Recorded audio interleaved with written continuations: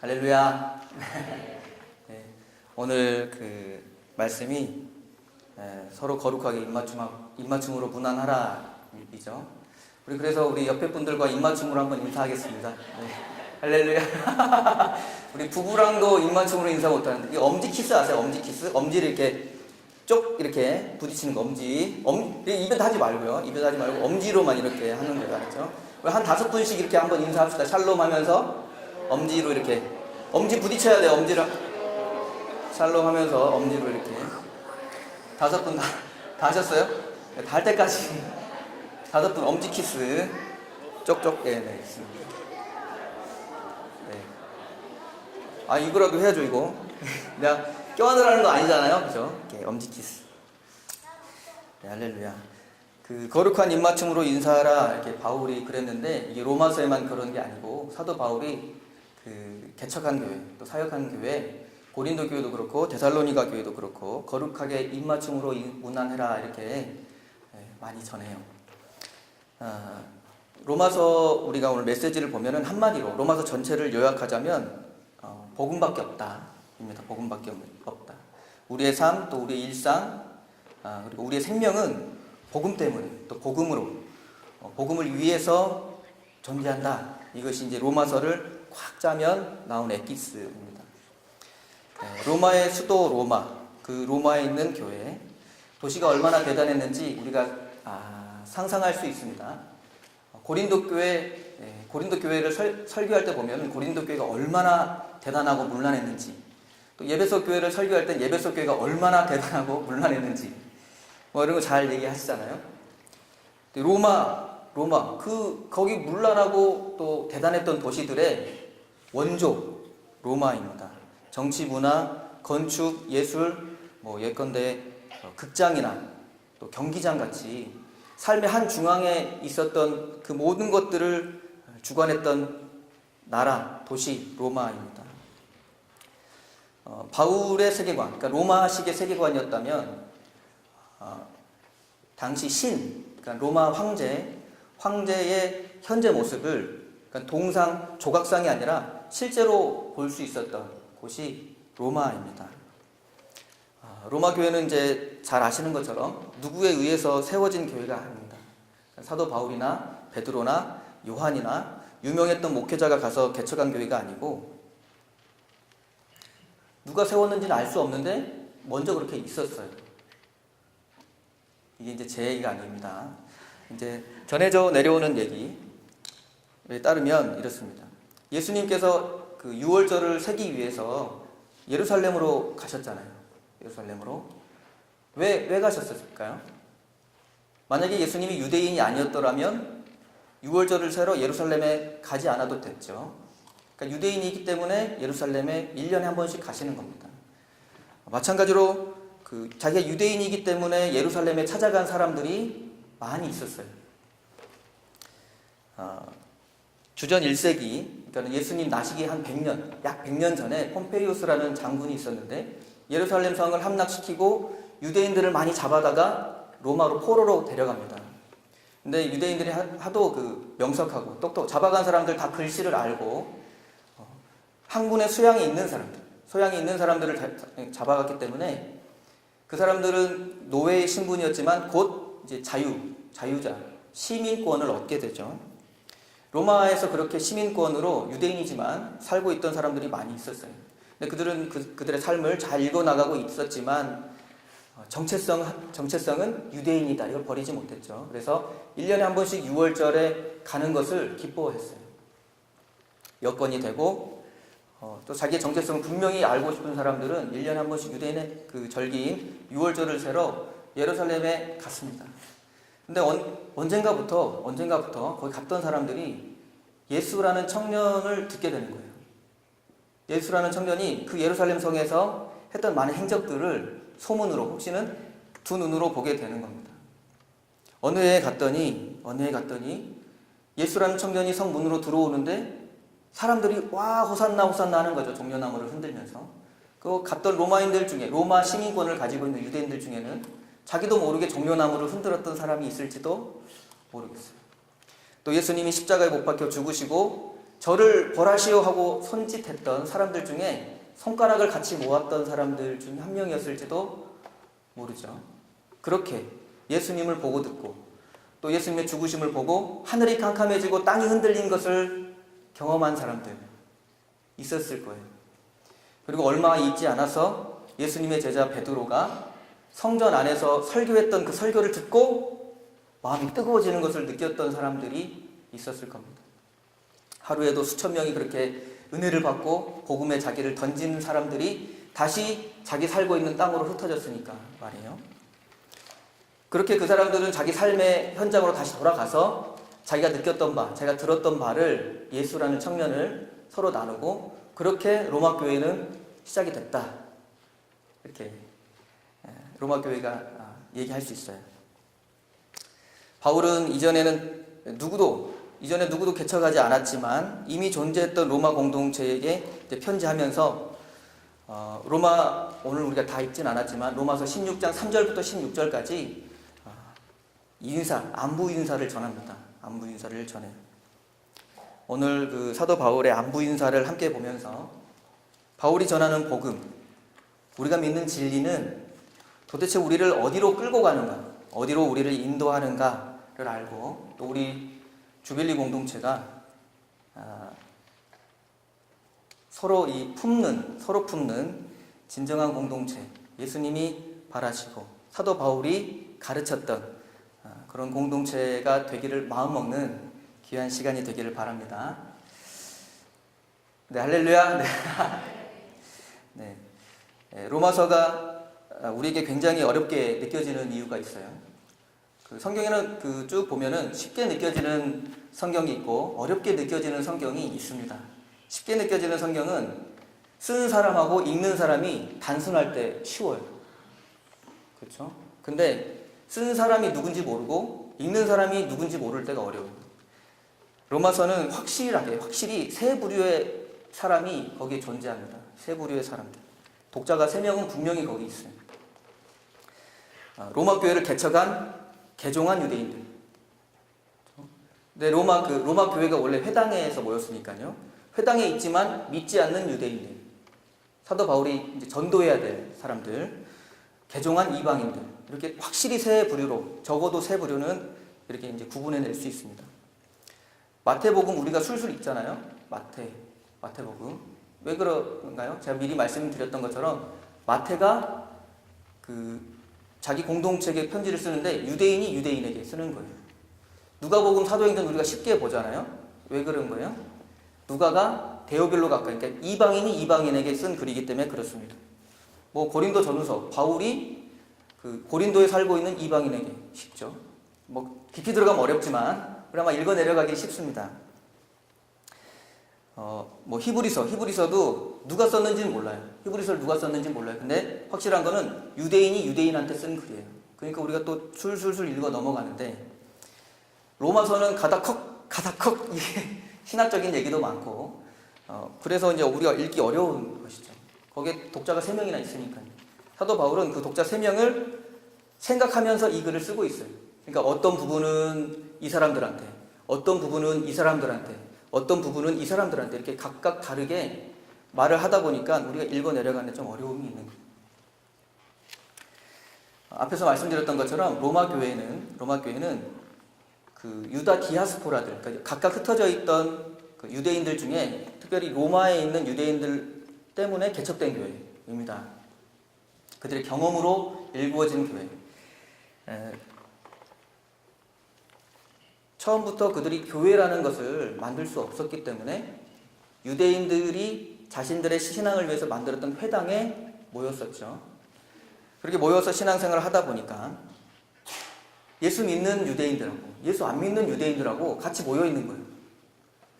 벌써 이 드라마 치면 이게 뭔가 일어날 것 같은 분위기. 항상 이럴 때 뭐가 일어나잖아요. 그러고 있는데 예수 믿는 유대인들도 있고 예수 안 믿는 유대인들도 있고 그런데 로마 밖에서 예수 믿는 이방인들이 로마로 들어왔는데 어디 갈 데가 없어서 그 공동체로 이제 들어오는 겁니다. 그렇죠? 뭔가 생길 것 같은데 이 분위기에서 뭔가 일어날 것 같잖아요. 그래서 유대인들끼리 싸워요.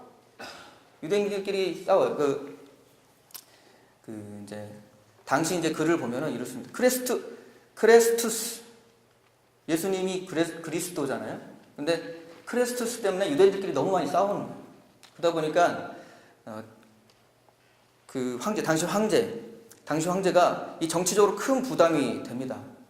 글라디우스라는 황제였는데 부담이 되니까 45년에 유대인들을 다 로마에서 쫓아내 버려요. 그러니까 로마에 있는 모든 유대인들은 나가라 해가지고 45년부터 글라디우스 황제가 죽는 그 54년까지 한 10년 동안 나가 살게 만듭니다. 그러니까 그 안에 있던 모든 유대인들이 이제 다 흩어지게 되죠.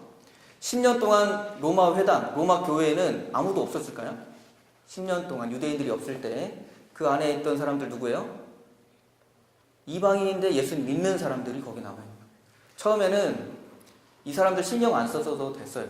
왜냐하면 유대인들이 다수이고 예수를 믿던 예수를 안 믿던 유대인들이 거기 다수였고 이방인들이 와봤자 굉장히 그 문턱이 어려웠어요. 할례도 해야 되고 음식도 다 지켜야 되고 이렇게 문턱이 어려워서 몇 들어오지 않았기 때문에 신경 쓰지 않아도 됐던 그 사람들이 이제 10년 동안 나가 있다 들어와 보니까 우리 집에 너무 많은 거예요. 그래서 신경이 쓰여요. 신경 쓰이게 됐어요. 또 이게 또 드라마 치면 여기서 뭔가 문제가 일어나는데. 그래서 유대인들, 예수 믿던 유대인들이 이 사람들한테 했던 그 행동이 뭐냐? 율법을 지켜야 된다. 예수 믿어도 율법 지켜야 된다.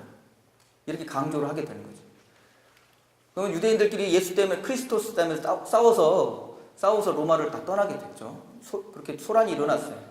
근데 또 와보니까 믿는 이방인들이 많이 있어서 그 사람들한테 이제 왜 할례도 안 받고 여기 앉아 있어?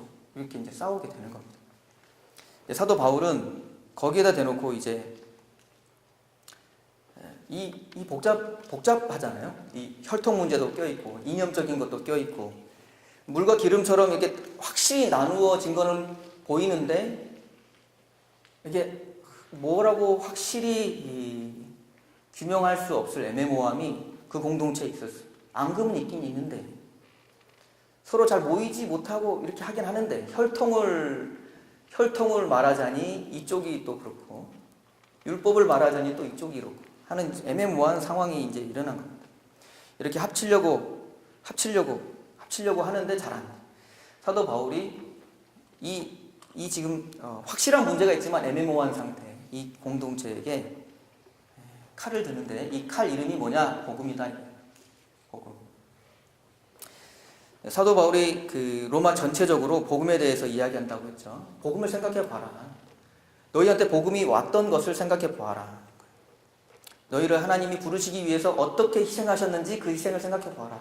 이게 이제 로마서 이제 줄거리인데 하나님의 은혜로운 복음은 예수 그리스도. 그렇죠? 너희는 부르심에 맞게 살기 위해서 하나님이 끄집어냈다. 이 얘기를 하는 겁니다. 여기에는 인간의 혈통이나 율법이나 그 안에 그리스도 안에서는 어떤 것도 무력해진다. 복음 앞에서는 그 어떤 것도 우리의 사고, 그러니까 우리의 생각을 접을 만한 우선성이 있다. 어떤 힘보다 우세하다. 복음은. 바울은 위태롭게 서로의 관계를 겨우 이 관계가 어떻게 됐는지 겨우겨우 그 예배당만 같이 공유하는 그 공동체에게 편지로 복음부터 시작해가지고 복음을 말하고 이제 복음으로 끝나게 되는 거예요. 사도 바울이 이 로마 교회에게 어떤 걸 기대하면서 이 복음에 대해서 강조했을까? 뭘 기대했을까요? 제가 이미 다 답을 하나가 되라는 이제 기대로 이렇게 복음에 대해서 강조했겠죠. 제가 지난 학기에 페이퍼를 하나 쓴 게 있어요. 그게 이제 제목이 어려워요. 개혁주의 전통의 칭의 모델과 웨슬리 전통의 칭의 모델에서의 일상의 강조. 와, 진짜 제가 제목을 잡았어도 이렇게. 근데 꼭 그 달을 이렇게 가리키면 손가락이 예쁘다고 제가 페이퍼를 썼다는 게 중요하지 학점이 뭐냐고 물어보신다면 꼭 그렇게 관심을 가지시는 분들이, 제가 그래서 꼭 우리 아내가 그래요. 네, 우리 그 아내 송미소 사모가 꼭 제가 이렇게 난 이렇게 페이퍼를 썼다 그러면 학점을 이제 물어. 중요한 건 학점이 아니다. 그 안에 내용이지. 꼭 이렇게 제가 설명합니다. 내용은 너무 단순해요. 내용은 너무 단순해요. 저는 개혁주의 전통에 서 있습니다. 개혁주의 전통에 서 있고 구원을 받았어요. 근데 그 구원을 받는 것 중에 사람이 할 게 아무것도 없다게, 이게 개혁주의, 칼빈이 말하는 구원. 사람은 아무것도 할 게 없어요. 할 게 있다면 딱 한 가지, 성화. 내가 나를 막 이렇게 변화시켜 나가는 거는 사람이 할 일인 거죠. 근데 그것도 성령님하고 같이 하는 거라 사람이 할 게 없어요. 근데 제가 말씀드렸던 것처럼 이 성화는 우리의 일상인데 이걸로 구원을 증명해내는 게 이제 포인트. 구원을 증명해내, 우리 개혁주의, 제가 다니는 장로교회에서는 구원을 증명해내야 돼요. 만약에 내 일상으로 내가 삶을 사는 것으로 구원을 증명해내지 못하면 그 사람 처음부터 구원 안 받은 거예요. 그렇죠? 우리가 보면, 그래서 우리 이제 그 학교, 신학교에서는 어떤 그 교수님이 울기도 했어요. 이걸 가르치시면서. 눈물을 이렇게 이 중에 구원 안 받은 것 같은 사람이 있다고. 신학생 삶을 보면 구원 받았는지 안 받았는지를 아는 거예요. 이렇게 대충 보여요. 구원을 받았는지 안 받았는지. 내 삶으로 증명내지 못하면 구원 처음부터 없었던 거. 그런데 이제 그 웨슬리라고 감리교, 침례교, 기타 등등 그런 신자들의 전통에 있는 그 구원에서는 이게 또 일상이 엄청 중요해요. 예수님이 나를 위해서 십자가에 죽으셨죠? 이건 이제 1단계 통과한 거예요. 1단계 통과하고 우리의 삶이 거기에 더해지지 않으면, 예수님 같은 삶이 더해지지 않으면 마지막에 구원을 못 받아요. 그러니까 개혁주의는 삶이 없으면 처음부터 구원 안 받은 거, 웨슬리는 삶이 없으면 마지막에 구원을 못 받는 거. 이렇게 해서 우리 어차피 복음에 대해서, 그러니까 구원에 대해서 우리 삶으로 어떻게 반응을 보여야 돼요. 하나님이 우리에게 복음을 주었을 때, 구원을 주었을 때는 어떤 반응을 기대하신다는, 사도 바울도 똑같이 어떤 반응을 기대하면서 복음에 대해서 강조하고 있다는 거예요. 로마서에서. 이 반응은 무엇이냐? 그러니까 로마 교회 성도들이 복음을 접해서 그들이 마땅히 그들의 일상에서 보여줘야 될 반응, 이 반응이 뭐였느냐? 말씀드렸던 것처럼 하나 되는 거였어요. 하나 되는 거. 물과 기름 같아서 서로 나뉘어졌지만 그 이유를 정확히 설명하자니 이쪽도 미안하고 저쪽도 미안한, 서로 눈 마주치기도 힘든데 입 맞추면서 인사하라. 그것도 거룩하게. 오늘 디지털 세계 그 시대를 살고 있죠. 근데 이 디지털 시대를 사는 게 너무 좋으면서도 서글퍼지는 것이 무엇이냐면, 사람들이 마치 인간관계도 그렇게 생각한다는 거예요. 인간관계를 맺는 것도 디지털처럼 로그인, 로그아웃 이렇게 하는 거예요. 페이스북 그 친구 요청을 하는 것처럼 너무 쉽게 다가오고, 마음이 안 맞거나 내 형편이 좀 그랬을 때는 로그아웃 하는 것처럼 그냥 끊어버리면 인간관계가 다 끝나는 것처럼. 거룩하게 입 맞춘다는 것은 이러한 인간관계랑 완전히 다르죠. 이게 방금도 우리가 이게 엄지로 키스했잖아요. 입으로 얼마나 어려워요. 이게 노력이 필요합니다. 당신 문화에서는 좀 당연했을지도 모르지만 노력이 필요하고 애써야 되는 것입니다. 복음 앞에 날 내려놓지 않으면 이 거룩한 입맞춤은 불가능하죠. 상대 앞에서 내가 그렇게 그리스도 때문에 널 사랑할 수 있다고 애쓰지 않으면 할 수 없어요. 또 한 가지, 표현하지 않으면 알 수 없어요. 어느 날 제가 이제 일을 다 하고 저녁 늦게 집에 가보니까 원래는 덕이도 자고 우리 사모도 자고 그렇거든요. 근데 사모가 안 자고 있는 거예요. 그러면 꼭 무서워요. 그날은 무서운 날입니다. 안 자고 있더라고요. 그래가지고 이제 왜 안 자고 있느냐고 제가 이제 떨면서 두려운 눈으로 이제 물어봤더니 덕이가 했던 얘기를 저한테 알려주는 거예요. 덕이가 아빠는 장난꾸러기, 아빠는 나를 미워한다고. 그 얘기를 듣자마자 저는 얘를 업고 안고 키웠던 그 세월이 막 지나가면서 괘씸한 놈 이렇게 이제 생각을 했는데, 덕이 그 엄마는 덕이를 사랑한다고 자주 말하는데 아빠는 사랑한다고 말을 안 하니까 말을 안 하는데 어떻게 알아? 이렇게 말을 했다는 거예요. 그래서 제가 이게 엄마는 말로 잘했구나. 나는 몸으로 해도 이게 잘 안 되는구나. 그래서 이제 사랑한다고 이제 표현을 하게 되는데, 하나님은 중심을 보시죠. 하나님은 중심을 보십니다. 사랑하는지 안 사랑하는지 중심을 보세요. 그런데 창세기에 보면 아브라함이 이삭을 드릴 때까지 하나님이 그 믿음을 인정 안 하는 것처럼 보여요. 이삭을 딱 드렸을 때 하나님이 내가 네 믿음을 인정한다고 하십니다. 중심을 볼 수 있음에도 불구하고. 근데 하나님도 이렇게 우리에게 보여주시는데, 중심을 볼 수 없는 사람들은 어떻게 했어요? 내가 말하지 않는 이상, 상대가 나에게 말해주지 않는 이상, 표현해주지 않는 이상 내가 그 사람을 사랑하는지, 그 사람이 나를 사랑하는지 알 수 없어요. 이걸 이제 알아주기를 기대하는 것 자체가 서로를 어렵게 하는 것이죠. 사도 바울의 기대대로 이제 글을 마무리하는데, 다 읽진 않았지만 3절부터 보면은 누구 안에서 서로 안부를 물으라고 하냐면 그리스도 안에서 하라고 합니다. 서로 애쓰고 표현하는 것이 힘들고 애쓰는 것이죠. 근데 그것을 그리스도 안에서 하라는 거예요. 순종하는 마음으로 표현하라. 어려워도. 그리스도 안에서 13절, 16절까지 쭉 오시면 그리스도의 모든 교회, 그리스도 안에서 그들이 알지 못하는 사람도 있고, 그 이름 안에는 알고 있는 사람들도 있을 수 있어요. 브리스길라와 아굴라도 로마 출신인데 아까 말씀드렸던 10년 중에 쫓겨났던 사람들이거든요. 그러니까 그 사람들 이름이 지금 3절부터 16절 안에 나오다 보니까 그 안에는 로마 사람들, 지금 이방 로마 사람들도 충분히 알고 있을 수 있는 사람들이 있는데, 알든 모르든 지금 사도 바울은 그리스도 안에서 모든 교회가 너희한테 문안을 한다는 겁니다. 보면 정말 엄청난 위력이 있는 것이죠. 우리말이 참 좋은 것이 안녕하세요 이렇게 인사하잖아요.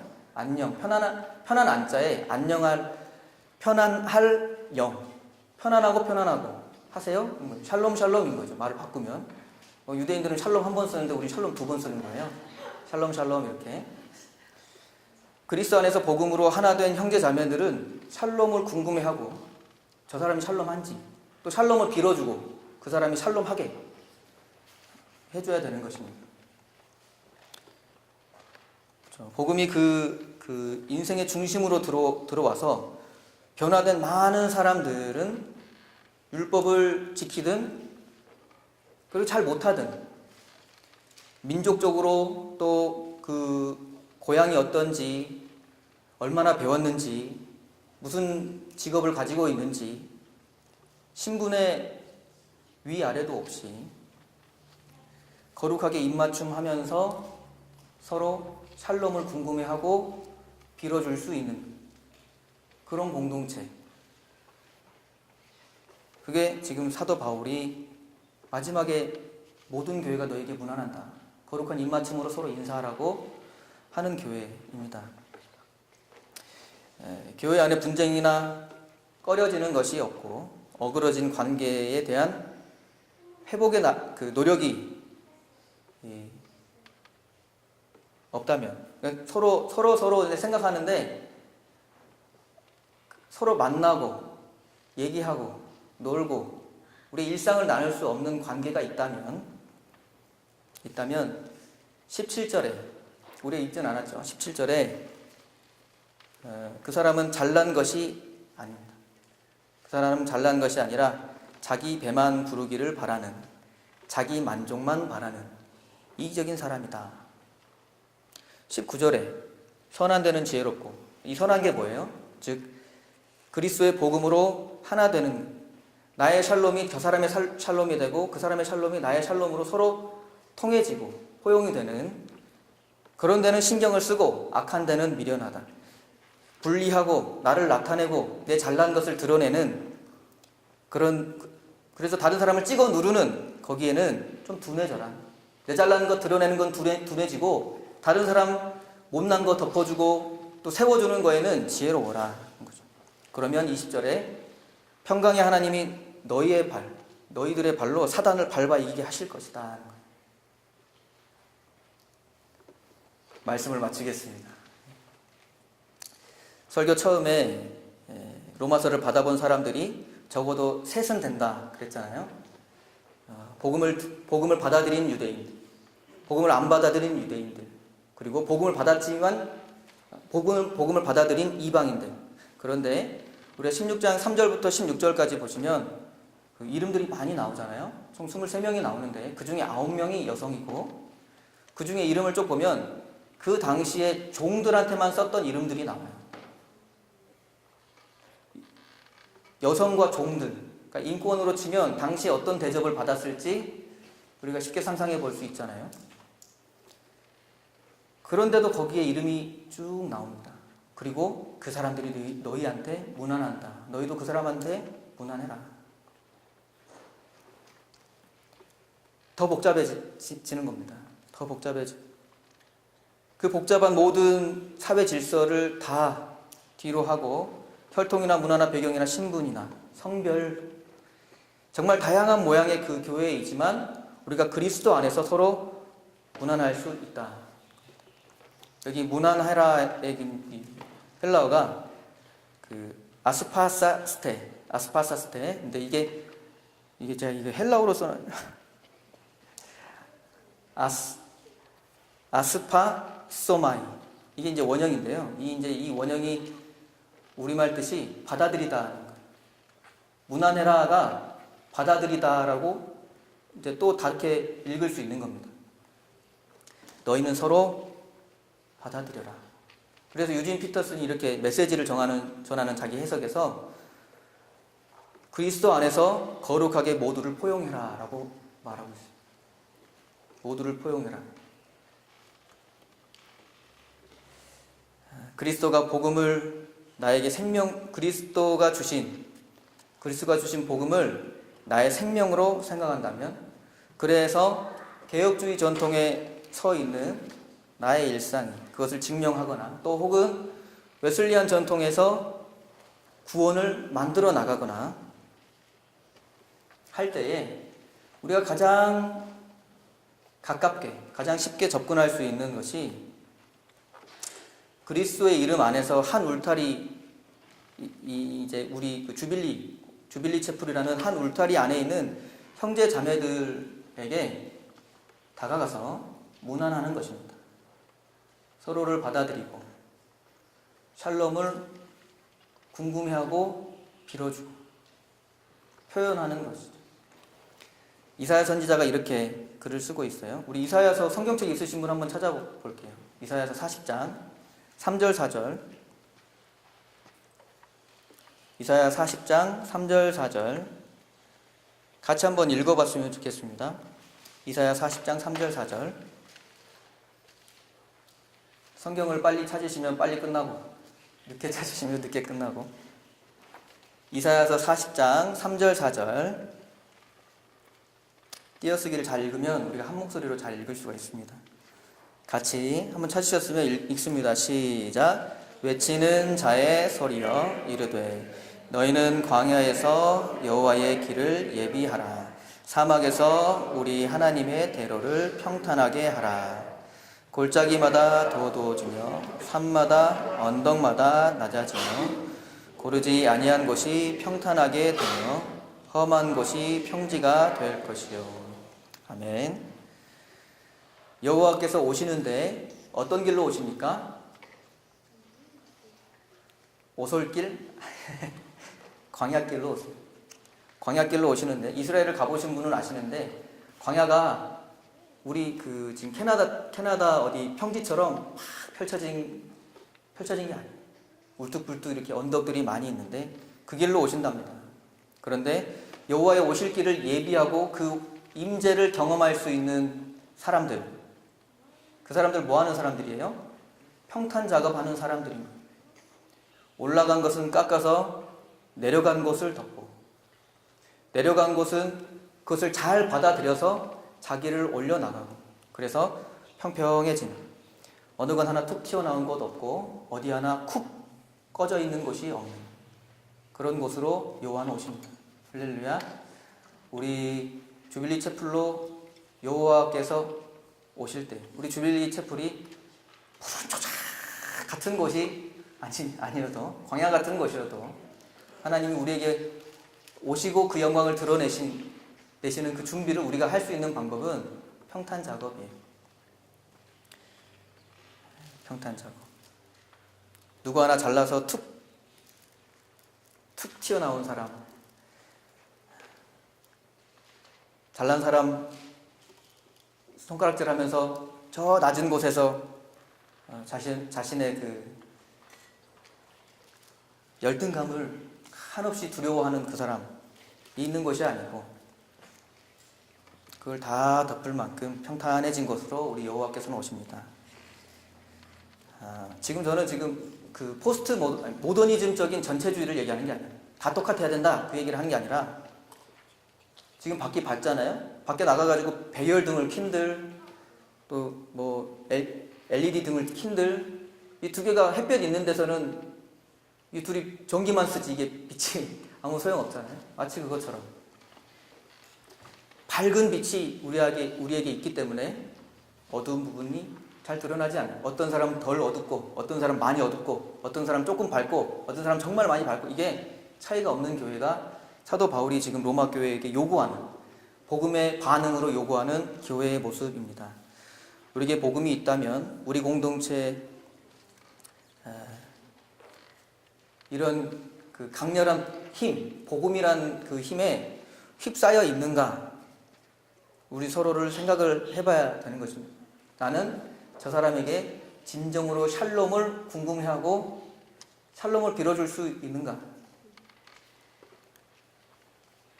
뭐 그럴 수 없다. 저 사람은 정말 샬롬을 빌어줄 수가 없다. 궁금하지도 않다.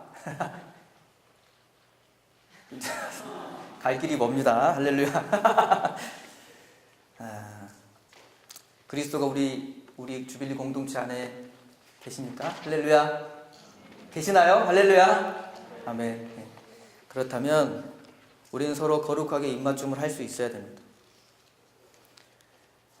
그래서 우리가 서로에게 가장 가까운 사람, 가장 쉬운 연습의 대상자가 우리인데, 우리가 이렇게 연습을 거듭해 나가면서 우리 공동체 울타리를 넘어서 예수를 믿든 혹은 믿지 않든 많은 사람들에게 샬롬을 물어보고 궁금해하고, 또 내가 샬롬이 되어주고,